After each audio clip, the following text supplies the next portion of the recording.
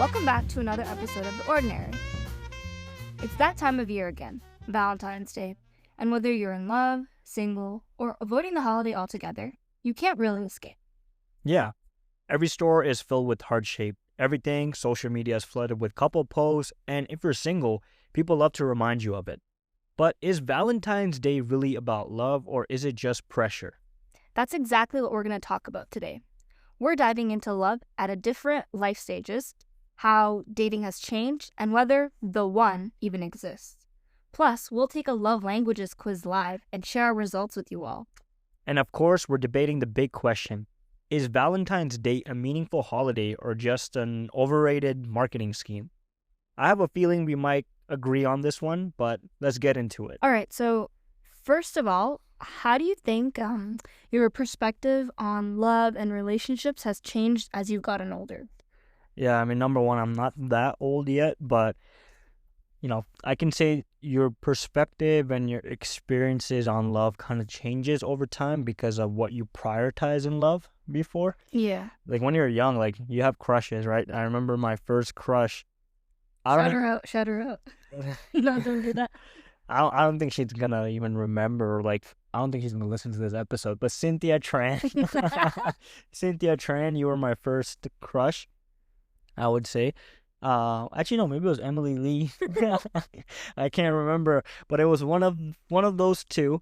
But like, I don't even know why I was like crushing over them, right? I think when you're young, like, your crush is basically based off of like superficial things like looks and stuff. Or you think someone's cool or something. Someone's cool, yeah.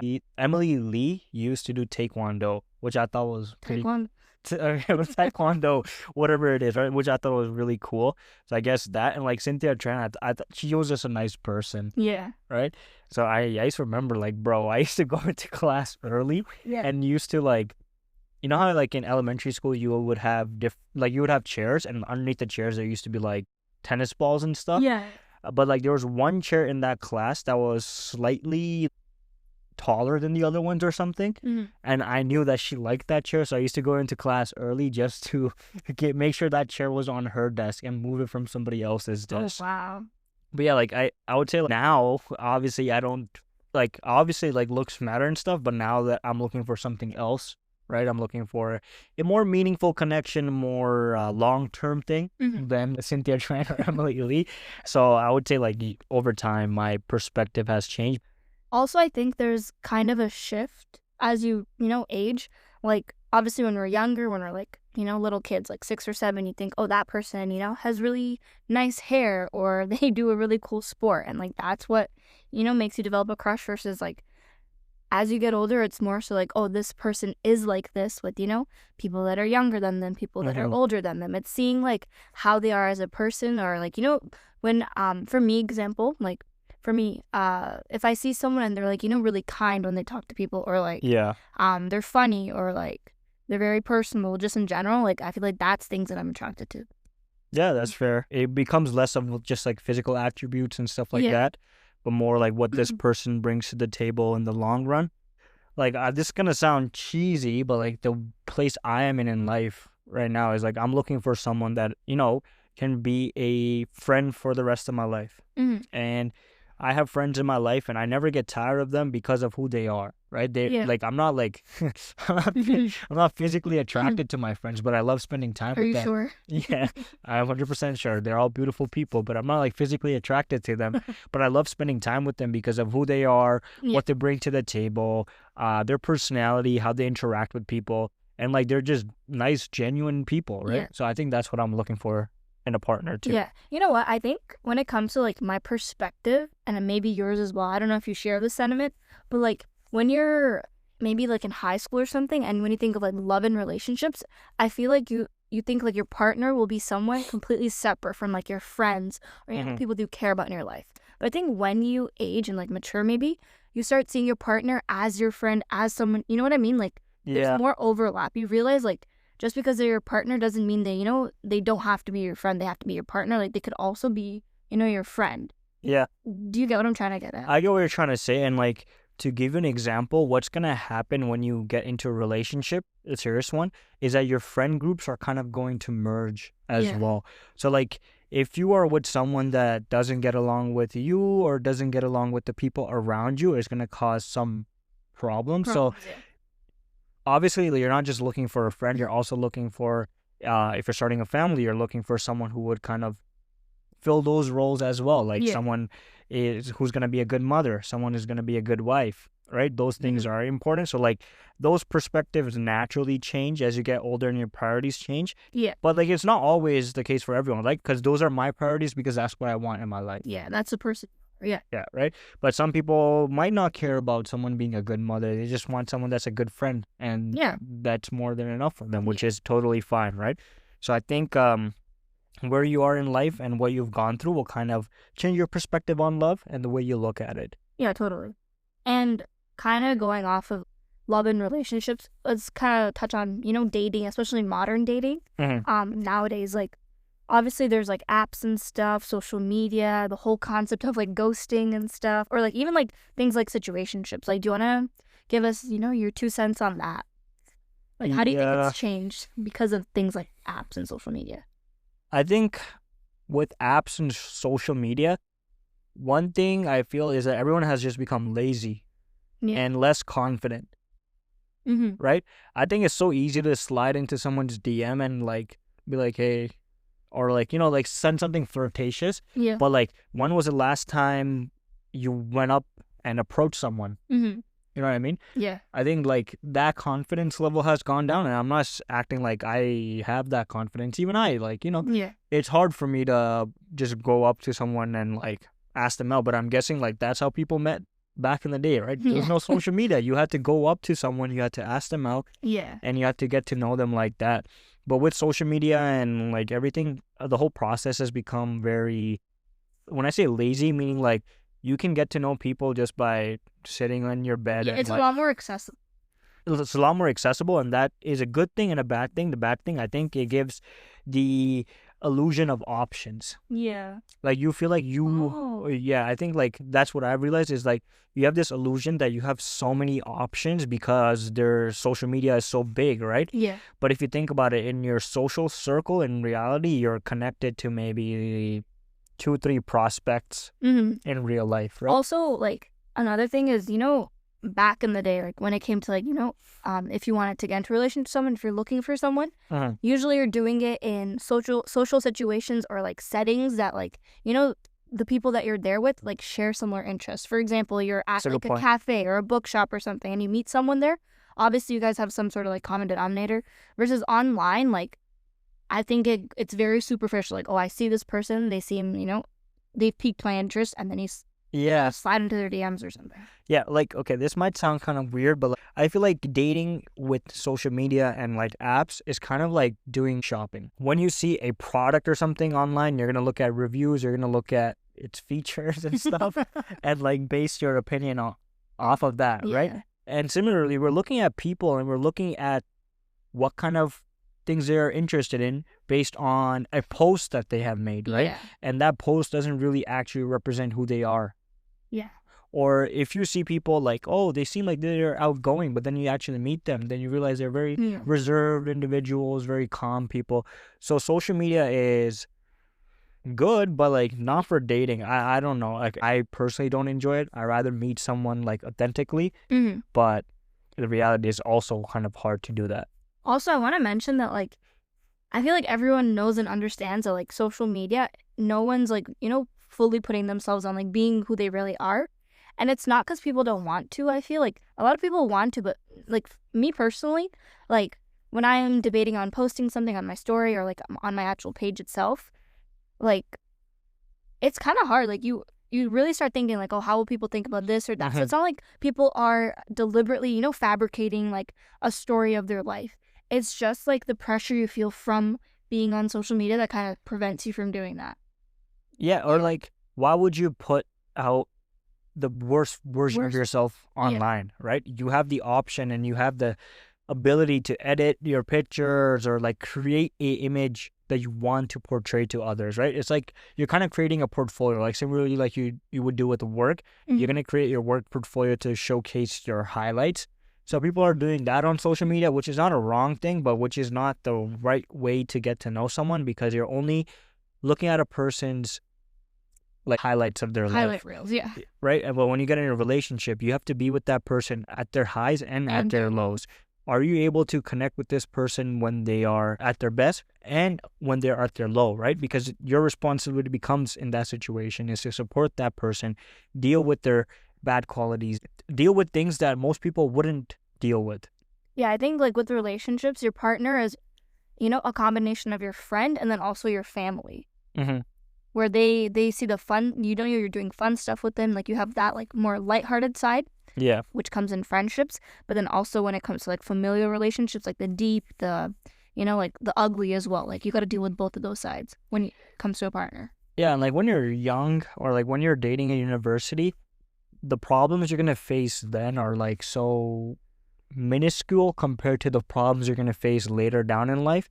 And I'm speaking from looking at other people's experience, right? Yeah. Like when you're in university, what problems are you gonna have when you're dating? Oh, you can't come to see me because you don't have a car, or like, oh, we don't get to spend so much time together, and that's why most people are fighting, right? Because they miss each other and they're like away from each other, right? What other problems you're gonna have in university? Like conflicting schedules or something like that. Yeah, it's problems that are not as big compared to like when you are getting married or something. Yeah. Where you have to figure out, okay, I want to raise my kids like this. You want to raise your kids like this. That's a big problem, right? Or like, I want to do this with my career and this is how it's going to affect you. Both people have to be willing to have that conversation. All right, kind of shifting gears a bit. Let's go back because, we're talking about the whole concept of dating and stuff because what just passed 2 days ago, Valentine's Day. So I kind of want to know your thoughts on the day itself. Why do you think society makes such a big deal of it? Like, what's so special about it? I tried to Google the history, but I'm getting like so many different responses. Like, I don't even know. Like, I just know it's a thing, but I don't know why it is. Like, you want to share? Well, it's a Hallmark holiday. Yeah. Right? Hallmark holidays are not real holidays. They're basically created to sell products. Sell products, yeah. Right? Which is not always a bad thing, but like I'm sounding like a boring individual or a non-romantic person, but the reason why Valentine's Day was created was to sell products. Yeah. Sell chocolate, sell all these things. Or I'm sure it existed beforehand, but like, it's like evolved to become very much. I don't know. Did it exist beforehand? I don't know. I saw like online that like it had to do with like Christian martyrs and stuff like that. But like I don't know. No, yeah. I'm not Christian. I'm not Christian, so I'm not sure. Yeah, I didn't know there was a religious tie to Valentine's Day. Yeah, but like it says here that things like cards and stuff like existed in the 1700s. So like it's been going on a while. Yeah, but didn't people back then like write cards like every week? Yeah. So why February 14th out of all of it? You know what I mean? So like, yeah, we don't know why this day exists, but it exists, and like there is a pressure by society to do things, right? Like take your girlfriend out, or go for dinner and stuff like that. Buy them gifts and stuff. What about you? Do you feel like it's a big deal, or do you feel like it's a made-up holiday? I would say that like I agree with you. Like I definitely recognize that it's so heavily, there's a lot of pressure to do something on Valentine's Day just because like everyone's doing it. You're seeing ads literally everywhere. People are posting about it on social media like we talked about earlier. Yeah. So like I definitely recognize that there's a superficial layer to it in terms of like, you have to gift chocolates or flowers or usually there's gift giving involved, right? Yeah. But at the same time, I also think it's nice that like, there's a day aside from birthdays and anniversaries where you're like kind of showing your appreciation for someone, whether it be your partner. Like for me, example, like we had a Galentine's Day like a few days ago, and it was nice to just get together and like kind of celebrate and appreciate all like my female friendships in my life, right? So I think it's nice that there's another day where people can, kind of put everything aside and express their gratitude or their love for someone. I think like that's what's nice about it. Because obviously you should be doing that every single day, but it's hard for people to express those feelings on a daily. Life happens and whatnot, but having like this specific day, I feel like it's a nice way to, I don't know, it's like a nice, what's the word? For a relationship, yearly, like have like a day. Checkpoint type of thing? Nice checkpoint, exactly. Yeah. So yeah, like I recognize that it's, very like heavily commercialized nowadays. But at the same time, like I don't want to be a Debbie Downer, you know? Like I think it's also nice Yeah. to have a day where you show your appreciation to someone. I mean, my personal opinion is like it's good to have Valentine's Day and like have a day dedicated to that, but you should be keeping that energy throughout your relationship and throughout your friendships, right? Yeah. Don't use Valentine's Day the only day you Don't talk to them until Valentine's. Yeah, like if you love someone, like don't only buy them flowers on February 14th, maybe buy them more often, you know? Yeah. That's all I'm saying. Yeah. Right? Or like even when we were in school, I remember we used to do Valentine's Day and it wasn't about like relationships back then. It used to be about like just appreciating your classmates and friends. Yeah, you could do like buy your friend like a candygram or something like that. Yeah, Yeah. exactly. So I think it's a good day where you kind of take the opportunity to appreciate the people you love. But I think with social media, sometimes, like, actually, I'm not going to get into it, but it's fine. Maybe, yeah, no, you know what? I'm going to get into it. It's like some relationships, I know how they are Behind the stories and behind the scenes, you know what I mean? So that's what I kind of, I'm like, I kind of like look down on is like, sometimes it's not authentic. Also, one more thing, I feel like the whole thing about, you know, giving gifts or like, you know, people stress like, what do I get them? Because like you have to obviously have to get a gift for like your partner's birthday or like anniversary or something, but then you have Valentine's Day on top of that, and I feel like there's a lot of pressure to like give something like materialistic, which I think is kind of unfair, especially for people my age. Like as a 20-year-old, like you have limited funds, you know, like your money is going towards rent or like tuition or whatnot. So I think like, because I'm not sharing my personal experience, but like, you know, I've seen people like kind of stressing like, oh, what do I get? Like, I don't want to go over budget or something like that. So I think one unfair thing about it is like there is definitely pressure to like buy something, but you could definitely get by with, you know, like cooking your partner food or something, or like, you know, just spending time with them rather than buying them something. Yeah. I mean, that goes by the person you're with. Like some people appreciate gifts a lot. So like there's an expectation by them that That's true. Like, okay, this day I'm going to get something from my partner. Yeah. I'm not saying everyone's like that, but like, you know, just from personal experience, there are some people who are more gift oriented where they expect a gift and stuff and like they want that. And there are some people who genuinely don't care, right? They genuinely just want to spend time with you. They genuinely want to, you know, have fun with you and stuff. So if you just like make them a meal or something like that. So it's just knowing your partner. Knowing your partner. And also like, figure out what you want to give, right? I think, we're gonna do the love languages test, right? Which is more about like what your love language is. But I think it's also important to understand how do you express your love to others. I think that perfectly segues into the whole love languages test. I'm pretty new to this. I didn't really know like what that means, but do we want to just like do it right now? Yeah, so we're gonna use a very reputable source, BuzzFeed. They have a love language test. It would be cool to figure out what my love language is. All right, so the first question is, choose a statement that most closely applies to you. All right, the first option is, I prefer to hang out with my friends as opposed to a group setting that includes people I don't know very well. Second one is, I feel appreciated when someone helps me with little tasks. Third one is, I find things such as holding hands romantic. Fourth one is, I enjoy getting letters and texts. And the fifth one is, I enjoy getting small gifts from friends and relatives. Buddy, which one do you think most closely applies to you? I'm probably going to do the first one, hanging out with friends as opposed to like a larger group setting. What about you? I think I'm going to go, I feel appreciated when someone helps me with little tasks. Okay. Like, I like, you know, just doing chores with someone. I like making food with someone. Yeah. Okay, next one is, your coworker, who's usually super upbeat, seems down today. How do you cheer them up? The options are, stop by their desk and compliment them, sit next to them at lunch, buy their favorite coffee and bring it to their desk, ask if they need a hug, or praise their contributions in front of your boss. I think I'm going to do sit next to them at lunch. Like, yo, what's up? Just have a nice conversation with them. I might do the buy their coffee and bring it to their desk. That's nice. Yeah. All right. This next question is, how would you say I love you in Taylor Swift lyrics? Well, I do not know any of these lyrics, but the first one is, I hope I never lose you. Hope it never ends. Okay. The second one is, at every table, I'll save you a seat. That's nice. The third one is, can we always be this close? Fourth one is, I marry you with paper rings. Okay. And the last one is, I had the best day with you today. Um, What do you? I don't know. You know what I'll do?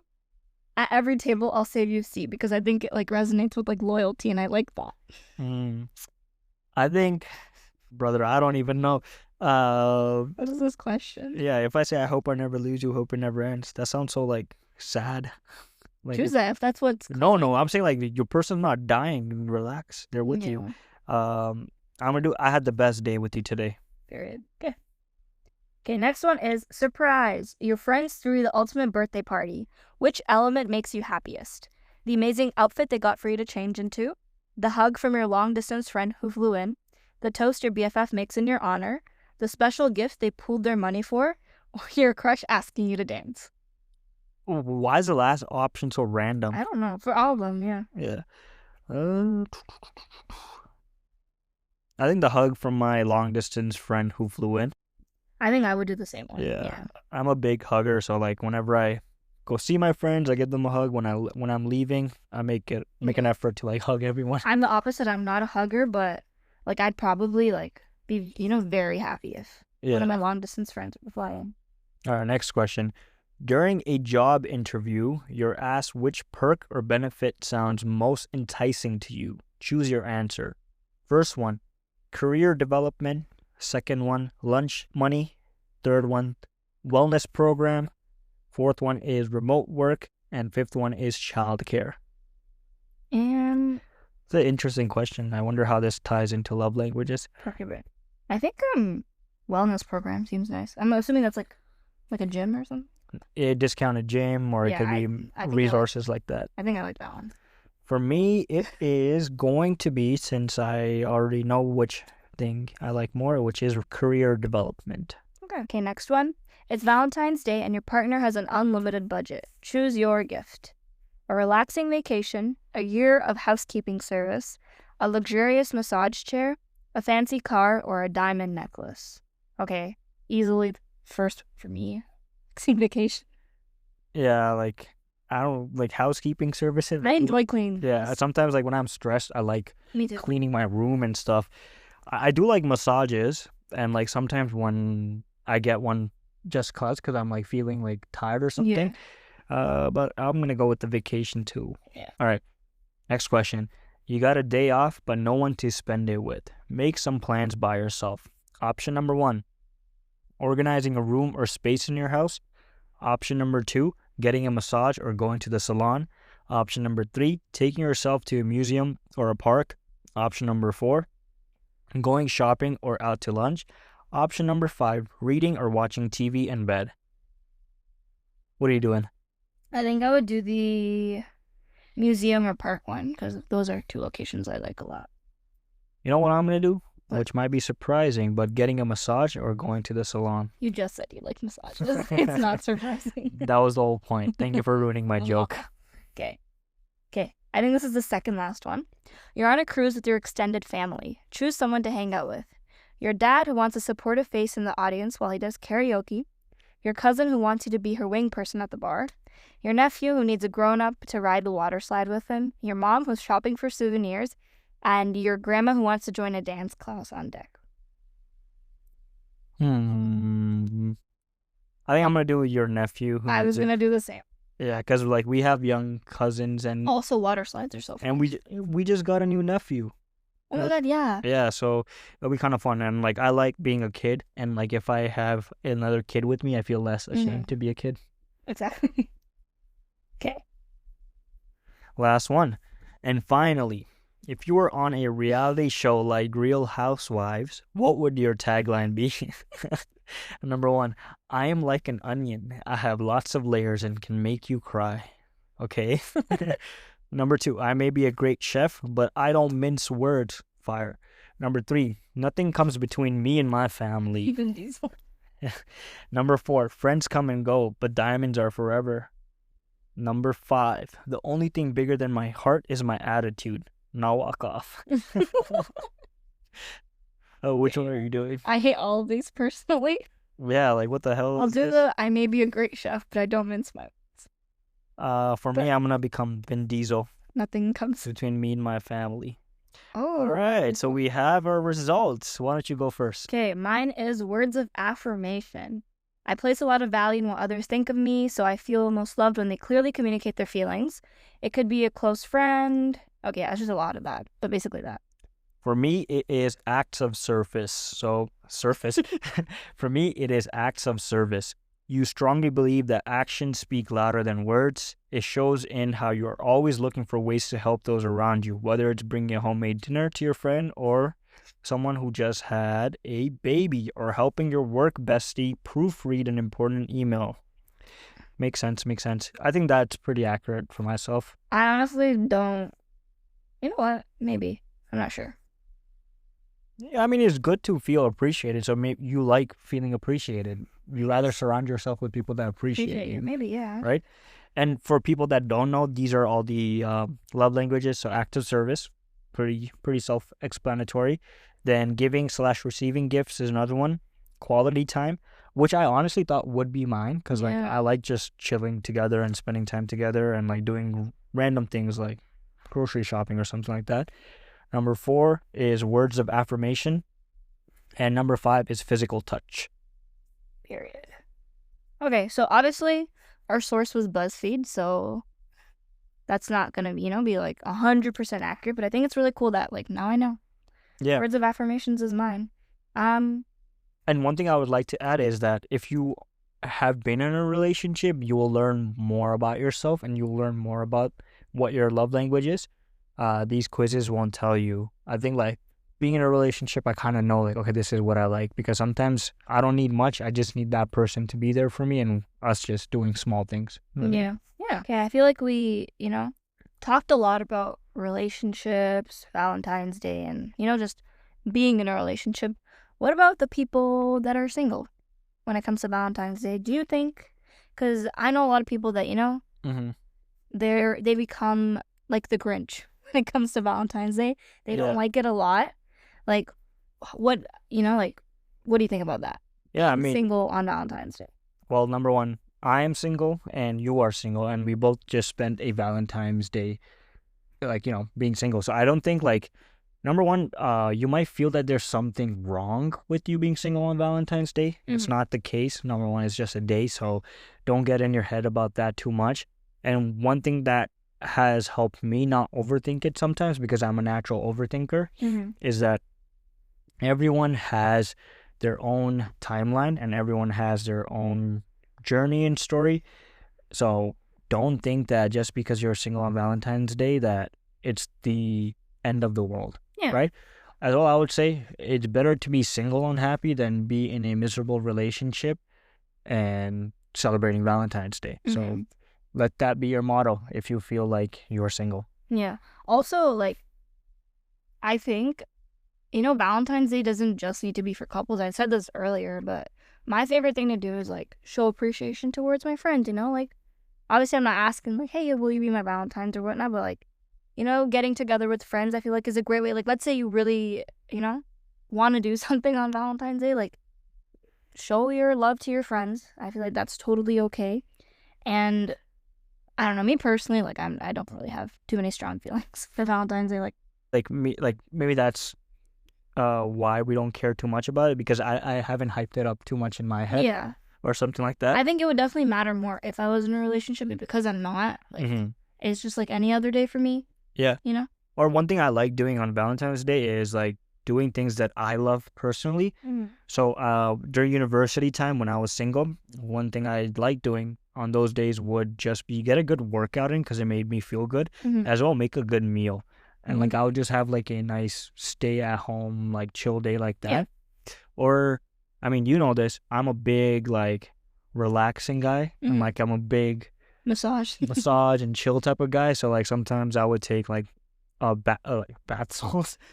How do I say it? Like, Bath salts, yeah. yeah, like I'll put like bath salts in my bath, and then like just take a nice little bath and like chill, and then maybe read something, light a candle or something like that, and just take it easy. Now I sound like a 40-year-old mother, but I like doing that stuff. I like taking it chill. I like relaxing. So that's kind of some things you can do when you're alone. What about you? What other fun things do you like to do on Valentine's Day? I honestly like don't like I don't want to make it seem like, oh, I'm super nonchalant, but like I don't really have anything. Like for me it's like I don't know, I haven't really felt like, oh, I need to fill that day with anything. Mm-hmm. It's just like any other day for me. Obviously, especially since I got into university, like past 3 years we've been doing like Valentine's Day dinners and stuff like that. So that's really fun for me. That's something I look forward to. Yeah. Regardless if I'm in a relationship or not, like that's something I always do. Other than that, like I don't really have any. I enjoy eating chocolate. That's always fun. Yeah. There's always sales on campus, which I enjoy. But yeah. All right, shifting gears back to relationships and stuff. I do have a question for you because you obviously have a lot more street cred when it comes to this. Mhm. But that sounds stupid. You have a lot more experience. In terms of like, if you could go back, what relationship advice would you give to yourself? And obviously, you're sharing with me and our listeners. So like, what type of advice would you give? Like your biggest lessons from past relationships. I think maybe I've touched on this on earlier episodes. Like, I'm sorry if this is going to come out like very unstructured, but this is just me sharing. I think number one is before you get into a relationship, before you jump into a relationship, really understand that do you love yourself, Yeah.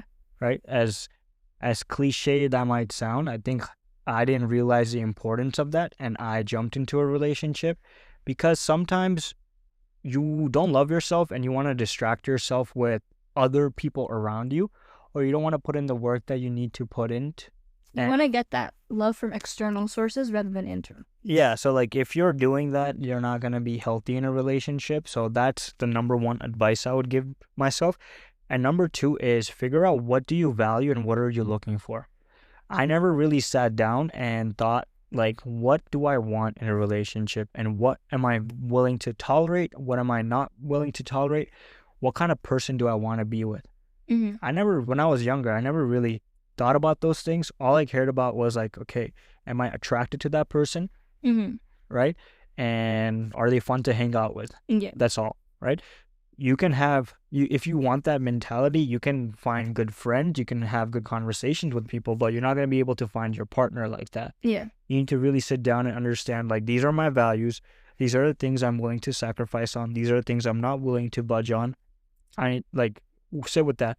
And I'm not saying that somebody's going to meet all the things that you put on your list, right? I don't think that's ever going to happen. You're going to have to make compromises. But there are some things that you can compromise on, which are your family values, which are your personal values, and things like that, right? So put in the work before you get into a relationship. Unfortunately, I learned that through being in relationships and them not working out. But if you're listening to this and you haven't, been in a relationship, think about these things before you get into one. That's really good advice. Thank you for sharing. Any advice that you want to give that you've learned from other people's experiences? I think like I definitely agree with you on like make sure you know like what you want, right? Because I'd rather think things through very thoroughly and then get into something versus getting into something and then I don't know, feeling trapped or feeling like like there's a burden on you in a relationship, because I don't think that's what a relationship should be.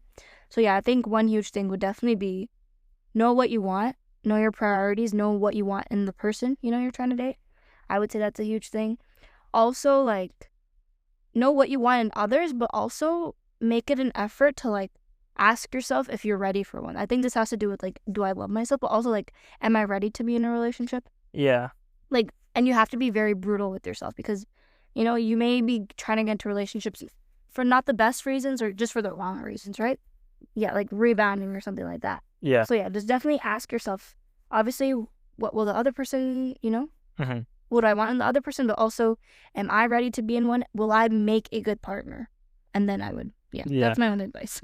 Or like one thing I would say is like, when you're younger, you feel the pressure to get into a relationship, and you kind of mentioned like, are you ready for a relationship?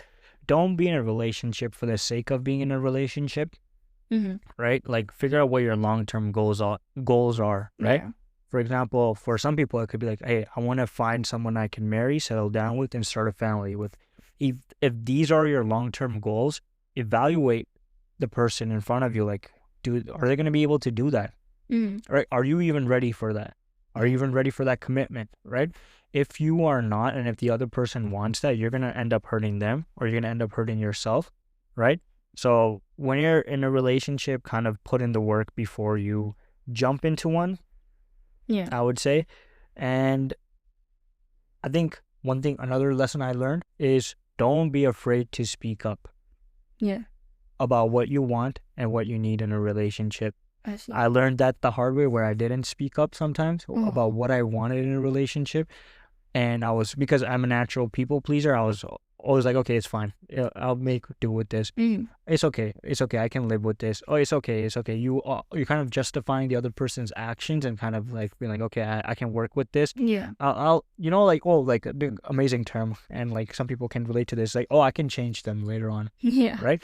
You're not gonna be able to change anyone. You're not gonna be able to influence anyone and mold them into the person you want them to be, Mm-hmm. right?